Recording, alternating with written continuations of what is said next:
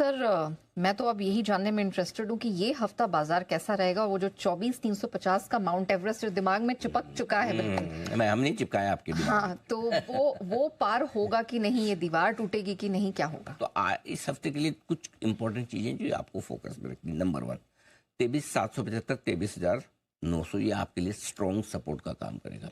ये रेंज आसानी से नहीं टूटेगी। ऊपर की तरफ 24,350, 24,500 की रेंज आसानी से नहीं टूटेगी। ठीक है, फिर मैं कहूंगा जो शुक्रवार को नेहा, मैंने आपको क्या कहा कि बाजार के पीछे चलिए, बाजार के आगे मत चलिए। कई बार हम बाजार के आगे चलते, कई बार कभी कभी हम बाजार के पीछे चलते हैं। पीछे चलने में कोई हर्ज और कोई नुकसान नहीं। अगर गुरुवार का बाजार देखकर आप शॉर्ट कर देते तो आप नुकसान में आते हैं। इसलिए हमने कहा पीछे चलिए, बाजार आपको डायरेक्शन दे देगा कि किस तरह से जा रहे थे। अगर बाजार ने बहुत बढ़िया डायरेक्शन दिया, 24,000 पार किया, 24,100 पार किया, 24,188 का हाई बनाया शुक्रवार को, तो बाजार आपको संकेत देता है। अब आपको संकेत कैसे लेने इस हफ्ते के लिए, मैं अभी हफ्ते की बात कर रहा हूँ, आज की नहीं कर रहा। 23,900 के नीचे बंद होने पर कमजोरी बढ़ेगी और 24,350 के ऊपर बंद होने पर बाजार देगा बड़ा मुंह। सिंपल, ये दो लेवल गोड गोड के भिजाओ। 5-25 पॉइंट अपना दिमाग लगा लेना खुद। ऐसा मतलब एकदम ऐसा नहीं कि 350 मतलब 349 या 351 नहीं हो सकता है। ये क्रिकेट में सेंचुरी नहीं लगा रहे कि 99 पे न्यू ईयर 100 पे होगी, है ना। ये वैसे आंकड़े नहीं। 5-25 पॉइंट अपना भी, जब आप खुद बैठे हैं तो आप अपना दिमाग लगाइए। 23,900 का 23,875 भी हो सकता है, 23,925 भी हो सकता है, वो आप दिमाग लगा लीजिए। ठीक है, 23,900 के नीचे अगर कमजोर हो गया, टिक गया, बंद दे रहा है और ऐसा लग रहा है कि गिरने को तैयार है, तो फिर अगला बड़ा टारगेट वापस से 23,250 की रेंज का आएगा, जहां से आपने रिकवरी दी 1000 पॉइंट की, वो वापस टेस्ट करोगे आप। अच्छा, ये रिस्क आ जाती है। अच्छा। और अगर 24,350, 24,500 की जो रुकावट की रेंज इसको पार करके टिक गए तो 25,000, 25,200 का अगला टारगेट बनेगा। अच्छा, हाँ, ये भी पक्का है, क्योंकि ये है ना माउंट एवरेस्ट हो गया एकदम। 24,350, 24,500 बहुत मुश्किल है पार कर दिया तो फिर 500-700 पॉइंट से पहले नहीं रुकेगा, फिर बढ़िया मजबूती बनेगी। दो चीज ध्यान में रखिए।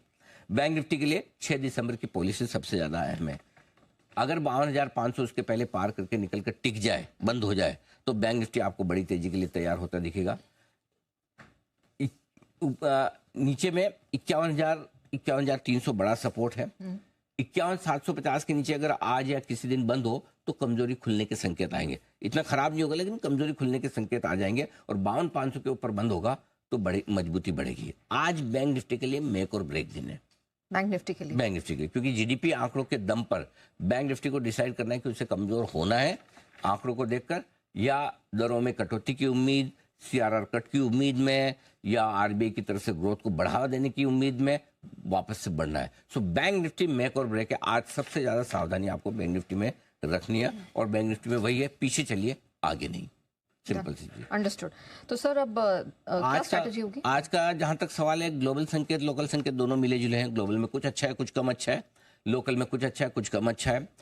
एफआईज के आंकड़े भी मिले जुले हैं, मैं आपके सामने रख देता हूँ। 4,384 करोड़ की एफआईज ने बिकवाली की कैश में, लेकिन सामने 4,032 करोड़ की खरीदारी की स्टॉक फ्यूचर्स में, तो लगभग मिला जुला सा आंकड़ा है।